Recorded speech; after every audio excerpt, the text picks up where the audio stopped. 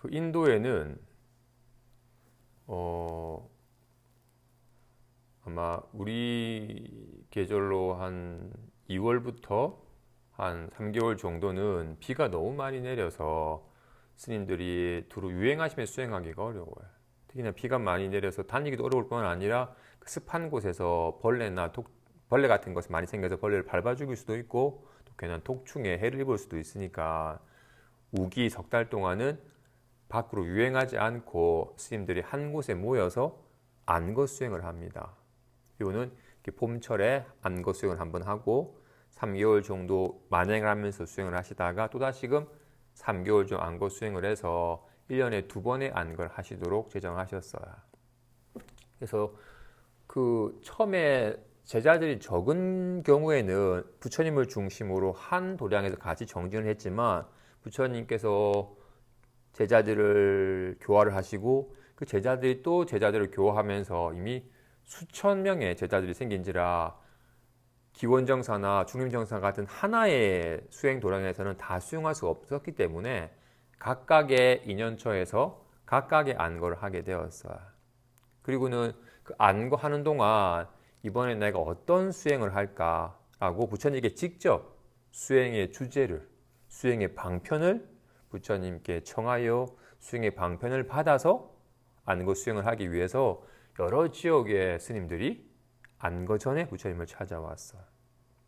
부처님께서 사람의 운동도 사람의 체형이나 기질이나 성향에 따라서 많은 운동이 다른 거와 다르기도 하고 공부도 수학을 잘하는 이가 있고 글 쓰는 이가 잘하는 이가 있는 것과 같이 다 성향이 다 다르니까 수행에서도 그 사람의 성향에 맞는 수행을 해야지 수행의 성취가 빠르지 맞지 않은 수행을 하면 애만 쓸 뿐 나아감이 없는 경우가 많아요.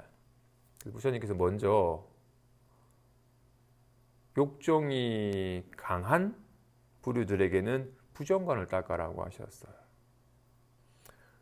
20대에 출가를 해서 너무 혈기왕성해서 앉으면 여자 생각도 나고 탁발을 갔다가 여인을 보고 나면 가슴이 두근두근거려도 공부가 안 되는 인연들도 있으니까 그렇게 막 이성에 대한 칼망하는 마음 때문에 공부가 안 되는 속에서 이성에 대한 욕정이 들끓어서 공부가 안 되는 얘기는 부정관을 닦게 하셨어요.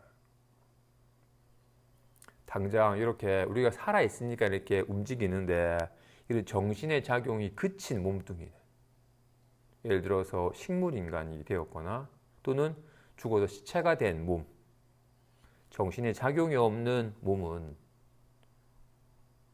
벌거니 누울 수밖에 없고 누워있으면 3일도 못 가서 어떤 게 등창이 나고 등이 문드러지고 고름이 나고 뿐만 아니라 많이 시체라면 그다음에 살아있으니까 정신이 이 온 구멍을 꽉 힘을 주어서 막아가지고 안에 있는 오물들이 안 나온 거였지.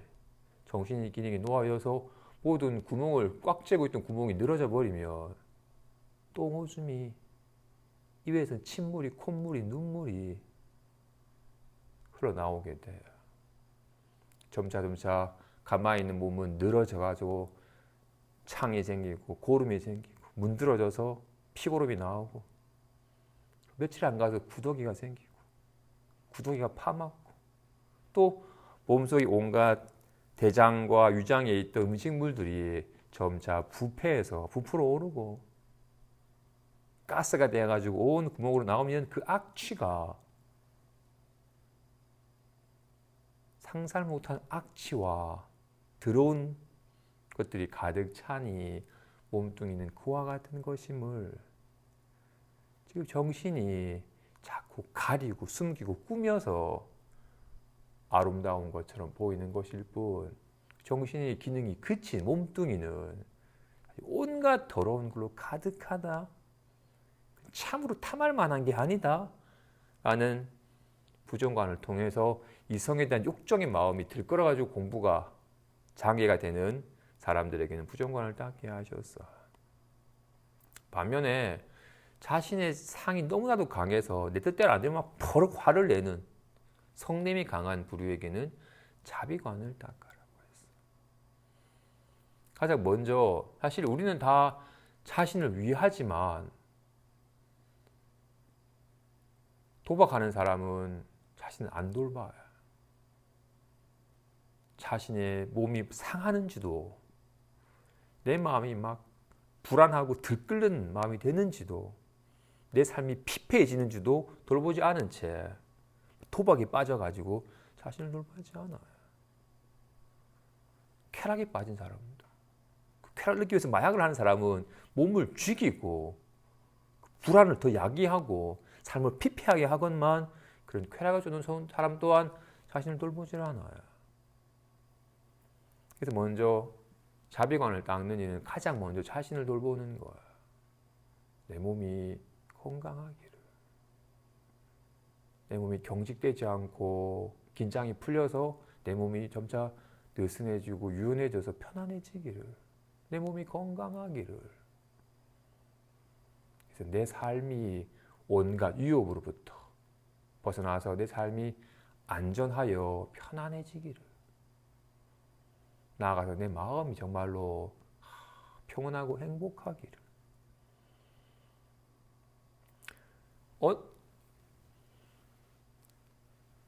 보니까 애완견들 산책을 할 때 큰 개랑 작은 개랑 만나면 작은 개가 짖지 큰 개는 안 짖는데, 큰 개는 불안하지 않으니까. 작은 개는 불안해. 큰 개가 나를 물면 큰일 나니까. 불안함 때문에 짖는 거와 같이 성을 잘 내는 사람 또한 내면에 있는 불안함 때문에 불안함이 표출이에요. 그래서 모든 것이 다 내 뜻대로 된다는 생각 때문에 서로 잘 내는 거기 때문에 가장 먼저 내가 좀 편안해지기를, 내 몸이 건강하고 내 삶이 편안하고 내 마음이 행복하기를, 나아가서 나를 낳아준 부모님이, 우리 스승님이, 우리 가족들과 도반들도 몸이 건강하고 삶이 편안하고 마음이 행복하기를, 나아가서 내가 모르는 사람들 또한 건강하고 편안하고 행복하기를 바라는 마음을 내면 자신이 먼저 여유로워져가지고 편안해지고, 그 편안하고 남을 위하는 사랑 어린 마음이 점차 커지면 자신이 정말로 이 사랑의 에너지가 자신을 화기하게 만들고 기운차게 만들고 주위 사람들과 화목하게 만들어서 정말로 편안해지니까, 그런 속에서 막 성내는 분심이 많아가지고 자신을 피폐하게 만드는 이에게는 자비관을 닦아라고 하셨어요. 반면에 좀 어리석어서 좀 막 사는, 짐승처럼 그냥 주는 밥이랑 먹고 막 생활이나 띵가띵가 하면서 생활 낭비하는 사람에게는 죽음에 대해서 관하는 수행을 시키셨어요. 네가 지금은 살아있지만 내일 살아있음을 장담하지 못한다.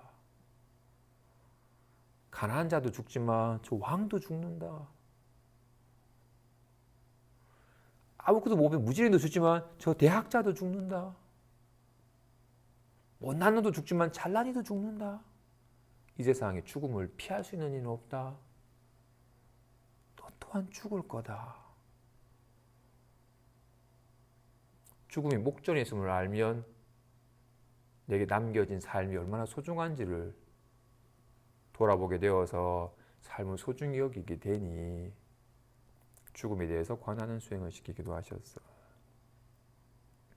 반면에 너무 산란한 사람은 집중력이 없으니까 오직 지금 여기 숨이 들어오고 나가는 들숨과 날숨을 관하게 하셨어요. 숨이 들어올 때 따뜻한 기운이 들어오고 나갈 때 뭔가 차가운 기운이 나가고, 또는 하얀 빛이 들어왔다가 빛이 나가기도 하는 등등, 또는 코로 하든 아니면 요즘 남방에서 미얀마에서 조금 새가 커지고 있는 마하시 같은 경우에는 숨이 들어올 때 배가 불룩해지는 느낌, 숨이 나갈 때 오목해지는 느낌. 의식을 조금 아래로 둘수록 마음이 좀 차분하고 가라앉아서 안정이 되는 면이 있기 때문에 숨이 들어오고 나갈 때에 몸의 변화를 관찰하는 수행을 시키기도 합니다. 그래서 뭔가 산란하여 집중력이 없는 이에게는 하나의 대상에 마음을 두어서 집중된 힘을 기르는 수식관을 관하도록 시키기도 하셨어요.